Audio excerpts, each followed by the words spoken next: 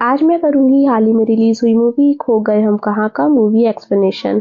तो movie start होती है तीन दोस्तों की अलग अलग लाइफ स्टोरीज दिखाने से। तीन दोस्त होते हैं, एक का नाम होता है नील, एक का आहाना और एक का इमाद। आहाना और इमाद फ्लैटमेट्स होते हैं और ये बेस्ट फ्रेंड्स होते हैं। और नील भी इनका बेस्ट फ्रेंड होता है, लेकिन वो अपने पेरेंट्स के साथ रहता है। आहाना एक अच्छी कंपनी में जॉब करती है, इमाद स्टैंड अप कॉमेडियन होता है और नील एक जिम ट्रेनर होता है। और तीनों की लाइफ में अलग अलग तरह की परेशानियां चल रही होती हैं और तीनों के तीनों होते हैं सोशल मीडिया एडिक्ट। अहाना का एक बॉयफ्रेंड होता है, वो उसके लिए बहुत सीरियस होती है, लेकिन उसका जो बॉयफ्रेंड होता है उसे अचानक से स्पेस चाहिए होता है और वो फिर उससे दूर भागने लगता है और उसे छोड़ के चला जाता है ये बोल के कि मुझे थोड़ा स्पेस चाहिए। अहाना फिर एक डेस्परेट लड़की की तरह उसे स्टॉक करती है और उसे बहुत मैसेज करती है, लेकिन रोहन कोई रिप्लाई नहीं करता। इमाद जो होता है वो होता है डेटिंग ऐप एडिक्ट। वो न्यू लड़कियों को डेट करता है पर किसी के साथ सेटल नहीं होता। वो प्यार व्यार से दूर भागता है। डेटिंग ऐप पे स्वाइप करते करते उससे एक लड़की मिलती है जिसका नाम होता है सिमरन। फिर वो दोनों लोग मिलने का प्लान बनाते हैं। मिलने पर पता चलता है कि सिमरन डेटिंग ऐप में डेटिंग के लिए तो थी ही नहीं, वो इस चीज पे रिसर्च कर रही थी डेटिंग ऐप में लोग कैसे होते हैं और फिर असली जिंदगी में वो लोग कैसे होते हैं। सिमरन इमाद का इंटरव्यू लेती है और उससे पूछती है कि आप डेटिंग ऐप में क्यों आए, और भी एक्सेट्रा क्वेश्चंस पूछती है। और इमाद को भी सिमरन काफी पसंद आने लग जाती है। दूसरी तरफ हम देखते हैं कि नील भी एक रिलेशनशिप में होता है, लेकिन वो अपने रिलेशनशिप के बारे में किसी को नहीं बता सकता था, क्योंकि वो जिसके साथ रिलेशनशिप में था वो एक बहुत बड़ी इन्फ्लुएंसर थी। वो नहीं चाहती थी कि किसी को इसके बारे में पता चले। नील का एक सपना होता है कि वो अपना खुद का एक जिम खोले। एक बार वो तीनों दोस्त साथ में बैठे होते हैं और नील यही सब डिस्कस कर रहा होता है ना। उसको फिर एक जबरदस्त बिजनेस आइडिया देती है। फिर उसके बाद नील कहता है कि अगर तुम्हारे जैसा कोई मेरी टीम में आ जाए तो मैं झंडे गाड़ दूंगा। फिर आहाना कहती है कि मेरे जैसा क्यों, मैं क्यों नहीं। नील बोलता है कि तुम्हारी तो जॉब है ना। तो आहाना बोलती है कि मैं छोड़ दूंगी, वैसे भी वहाँ पे मेरा कुछ नहीं होने वाला। इमाद बोलता है कि इन्वेस्टर मैं बनूंगा, मेरी माँ मेरे लिए कुछ पैसे छोड़ के गई थी, उसे मुझे किसी अच्छे जगह पे इन्वेस्ट करना था, तो मैं अपने दोस्तों पे क्यों ना इन्वेस्ट करूं।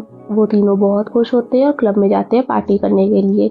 उन्हें वहाँ दिखती है नील की गर्लफ्रेंड, जो कि किसी दूसरे ही लड़के के साथ वहाँ पे आई होती है।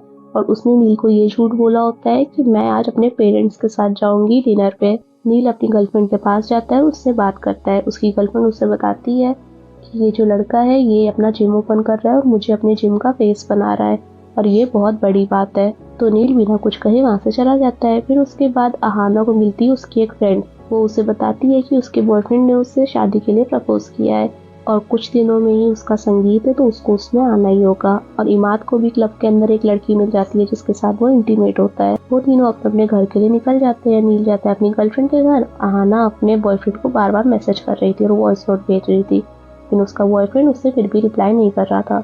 नेक्स्ट डे आहाना ऑफिस जाती है और उसके पास रोहन का मैसेज आ जाता है और रोहन ये लिखता है कि आई एम सॉरी, मेरा किसी के साथ चक्कर चल रहा था, लेकिन मुझसे अनजाने में हो गया।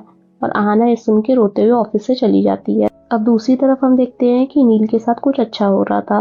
उससे मलाइका अरोड़ा का पर्सनल ट्रेनर बनने का मौका मिला था और वो भी उससे काफी इम्प्रेस हो जाती है, उसके साथ फोटो क्लिक भी करवाती है। और अब तक आहाना ने भी रोना बंद कर दिया था और वो फिर अपने बॉयफ्रेंड की करेंट गर्लफ्रेंड को स्टॉक करने लगती है और उसी की तरह फोटो क्लिक करती है और पोस्ट करती है। और उसकी फोटोज पे बहुत सारे कमेंट्स भी आते हैं अच्छे अच्छे, और ये देखकर वो बहुत ज्यादा खुश हो जाती है। अब वो तीनों जिम के लिए एक लोकेशन को फाइनल कर लेते हैं, उस लोकेशन को खरीद लेते हैं। अब एक दिन इमाद का स्टैंड अप शो होता है जिसमें उसके दोनों दोस्त उसे देखने आ जाते हैं और वो स्टैंड अप में जोक क्रैक करता है अपने ही दोस्त नील की गर्लफ्रेंड के ऊपर, जिसे सुनकर नील बहुत ज्यादा हर्ट हो जाता है। स्टैंड अप खत्म होने के बाद इमाद नील से मिलने जाता है और नील बहुत ज्यादा हर्ट हो जाता है, उससे कुछ उल्टा सीधा बोल देता है और फिर उन दोनों के बीच लड़ाई हो जाती है।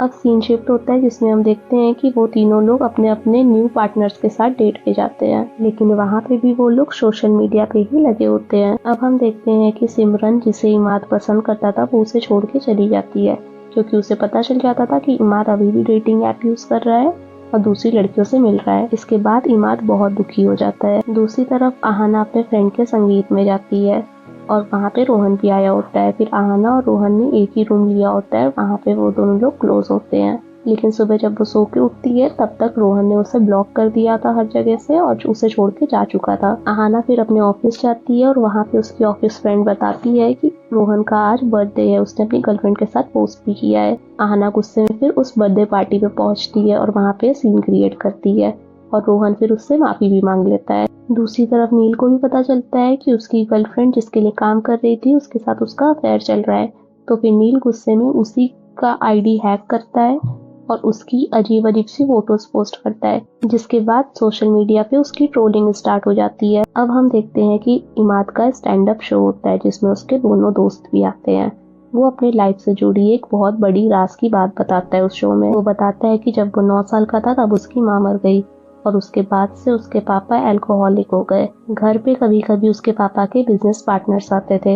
एक पार्टनर था उनका जो उसे चॉकलेट देता था और उसके साथ सेक्सुअल असॉल्ट करता था, और ये बात उसने आज तक किसी को नहीं बताई क्योंकि उसे डर था कि लोग उसे जज करेंगे, और इसीलिए वो आज तक किसी के साथ इमोशनल रिलेशनशिप में इन्वॉल्व नहीं हुआ। लास्ट में हम देखते हैं कि सोशल मीडिया पे जो भी चीजें हैपनिंग दिखती हैं वो चीजें असल में वैसी नहीं होती हैं और हमें दूसरों को देखकर दूसरों की तरह बनने की कोई जरूरत नहीं है। सोशल मीडिया में इंसान जो भी लाइफ दिखाता है वो पूरी फेक होती है। और इसी के साथ मूवी एंड हो जाती है।